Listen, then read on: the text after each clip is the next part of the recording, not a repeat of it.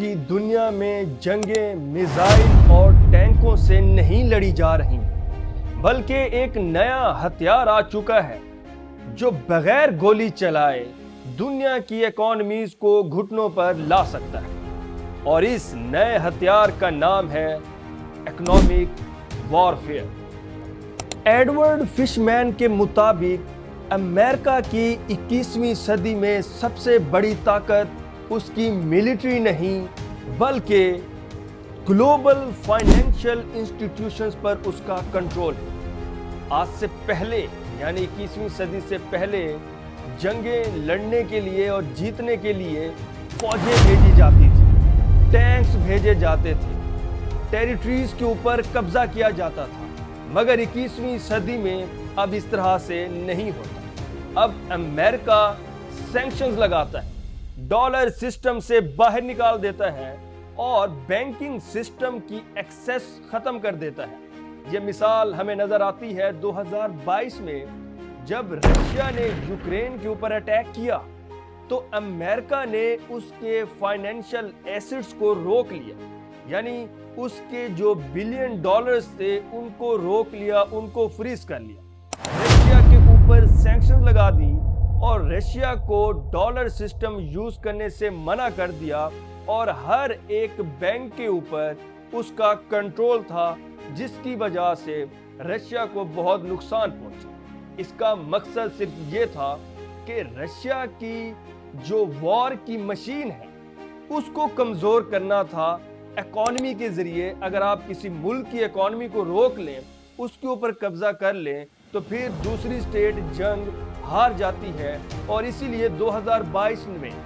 امریکہ نے رشیا کے اوپر سینکشنز لگائیں، اسی طرح ایران کے اوپر بھی سینکشنز لگائیں، افغانستان کے اوپر بھی سینکشنز لگائیں، جس کا مطلب یہ تھا کہ امریکہ نے، کیونکہ امریکہ کے پاس گلوبل فائنینشل انسٹیٹیوشنز کا کنٹرول ہے، اس کی ہیجمنی ہے، اس کی ڈومیننس ہے، تو اس نے افغانستان، ایران اور رشیا کو بھی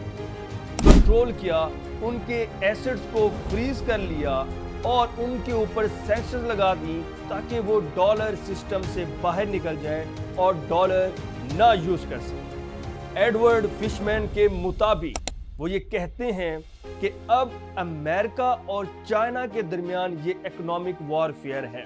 کیونکہ امریکہ نے چائنا کے اوپر سینکشنز لگائیں، امریکہ نے چائنا کے اے آئی اور سیمی کنڈکٹرز یوز کرنے کے اوپر سینکشنز لگائیں، کیونکہ ایڈورڈ فش مین کے مطابق دنیا وہی کنٹرول کرے گا جو ٹیکنالوجی کو کنٹرول کرے گا، جو سیمی کنڈکٹرز کو کنٹرول کرے گا، کیونکہ یہ سیمی کنڈکٹرز جس کے پاس ہوں گے اسی کی اکانومی زیادہ ہوگی۔ یہ سیمی کنڈکٹرز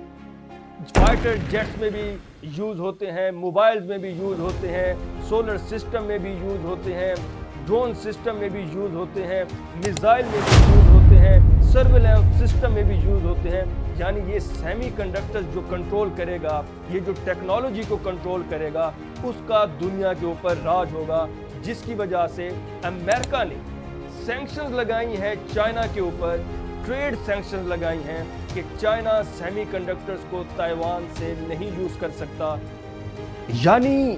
یہ ایک گولی چلائے بنا کسی اکانومی کو برباد کرنا ہو، تباہ کرنا ہو، تو پھر اس طرح کی سینکشنز لگائی جاتی ہیں، جیسے امریکہ نے رشیا کے اوپر لگائی اور اب چائنا کے اوپر لگا رہا ہے۔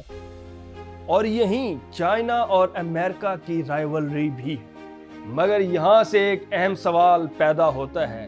کہ پاکستان کو کیا کرنا ہوگا۔ پاکستان صرف اپنی ملٹری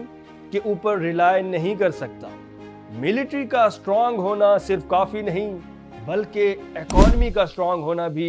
اتنا ہی ضروری ہے۔ جس کے پاس زیادہ اکانومی ہوگی اس کی ٹیکنالوجی زیادہ ہوگی، تو وہ ٹیکنالوجی کو گین کر کے اپنی ریزیلینس اسٹرانگ کر سکتا ہے، اپنی ڈیٹر اسٹرانگ کر سکتا ہے۔ تو لہٰذا پاکستان اپنی ملٹری کے اوپر، اپنے ٹینکس کے اوپر، اپنی فوج کے اوپر اور اپنے نیوکلیر بام کے اوپر جسٹ ریلائے نہیں کر سکتا، بلکہ پاکستان کو چاہیے وہ اپنی اکانومی کو بھی گرو کرے، اکنامک ریزیلینٹ سٹیٹ بنے، تاکہ وہ اس طرح کی سینکشن سے اپنے آپ کو پروٹیکٹ کر سکے اور انڈیپینڈنٹ ہو سکے، کیونکہ اگر اکانومی ویک ہوگی